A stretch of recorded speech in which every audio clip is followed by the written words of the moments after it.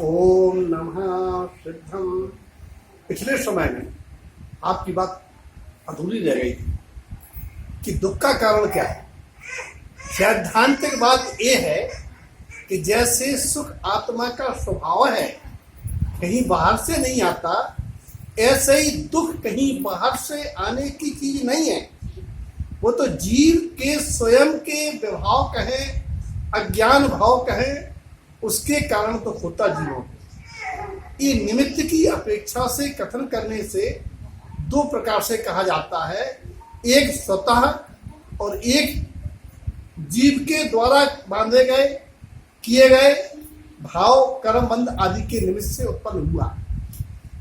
अब इसमें बात यह है, जैसे झंडा है, अब झंडा में कोई ना उसे उलझाता है न सुलझाता है, ऐसे ही इस जीव आत्मा को ना कोई सुख देता है ना दुख देता है। जीव अपने ज्ञान प्रमाण सुख का और अज्ञान प्रमाण अज्ञान के अनुसार दुख का चिंतन करता है। अब यहाँ दुख के बहुत सारे कारण हैं।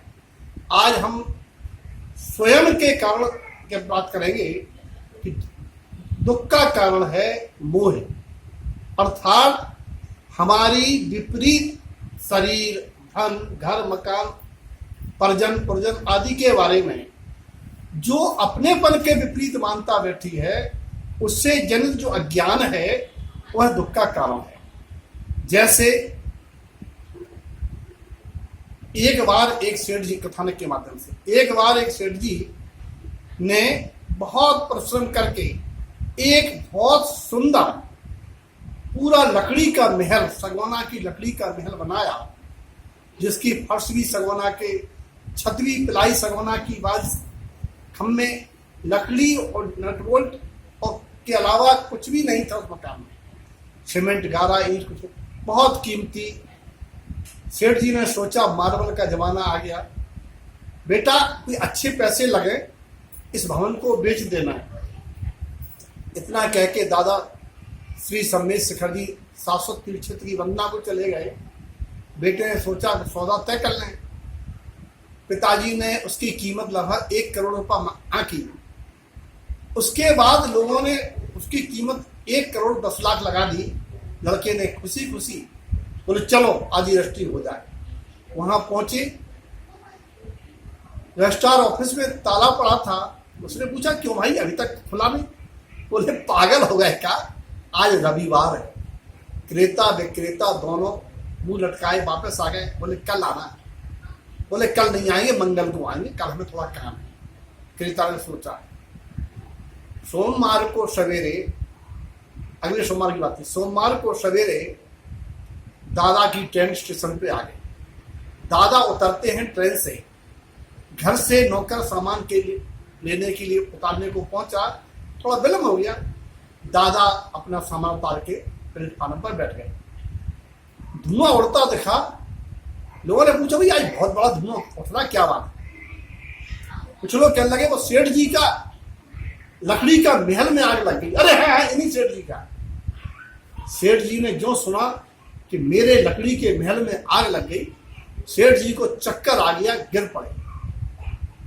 बहुत दुखी, एकदम अश्रुधारा बह चली। तब तक नौकर पहुंच गया। बोले दादा क्या हो गया, गिर पड़े क्या? क्या हो गया, क्या हो गया? बोले दिख नहीं रही, बर्बाद हो गए, आग लग गई महल में।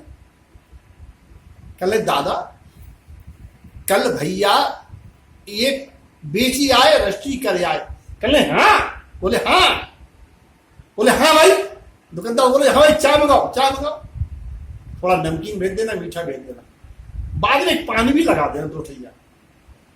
चाय पिबने लगी। अभी आंसू आ रहे थे, घबराहट हो रही थी। अब मकान बिक गया सुन के दादा ने मिठाई नमकीन का ऑर्डर दे दिया। आराम से चाय चल रही है। नाश्ता करके पान खा के दादा बैठे ही थे, तब तक बेटा पहुंच गया। कल शाबाश बेटा, तुमने बर्बाद होने से बचा दिया। कहने लगे दादा सौदा तो तय हो गया था, लेकिन कल रविवार पड़ गया, इसीलिए रजिस्ट्री नहीं हो पाई, पैसा चेक नहीं मिल पाया। है और दादा ने हैं कहा, वो अंदर से घबराहट हुई, हार्ट अटैक आया। पहले तो गिरे थे, रो रहे थे, अब तो उनके प्राण पखेरु उड़ गए दुखी पराकाष्ठा में। कहने का तात्पर्य यह है कि जब सेठ जी उस महल को अपना मान रहे थे तो दुख हो रहा था, तब भी महल जल रहा था। सेठ जी ने जब सुना कि बिक गया तब भी जल रहा है, लेकिन दूसरे का जल रहा है, तो दुख से उबर गए, मुक्त हो गए। और जो लड़के से सुना कि नहीं अपना ही जल रहा है, तो दुख में प्राणांत हो गया। कहने का तात्पर्य यह है कि जीव जब जिन पदार्थों में अपनापन मान के अज्ञान करता है तब दुख होता है। परिस्थिति घटना दुख का कारण नहीं है। अगर दुख का कारण होती तो राजा दशरथ को दुख हो रहा था पिता के पति को पुत्र के वनगमन पर, लेकिन ये बात मां कौशल्या को नहीं हो रही थी, क्योंकि कौशल्या ने जन्म के समय देख लिया था कि मेरे पुत्र नहीं है, ये तो निशाचरों का नाश करने के लिए विष्णु के अवतार है। अगर जीव संयोगों के प्राप्ति के समय उसके वियोग का निर्धारण रूप ज्ञान कर ले तो कहां दुख। आचार्य गुरुदेव कहते हैं अपने श्री माला ग्रंथ में कि संसार दुखम जीर्ण विरक्तम ते समय शुद्धम जिन्नु दृष्टा। जो दुखों से मुक्त होना चाहते हैं वो जिनेन्द्र कथित वाणी को अनुभव करें, देखें।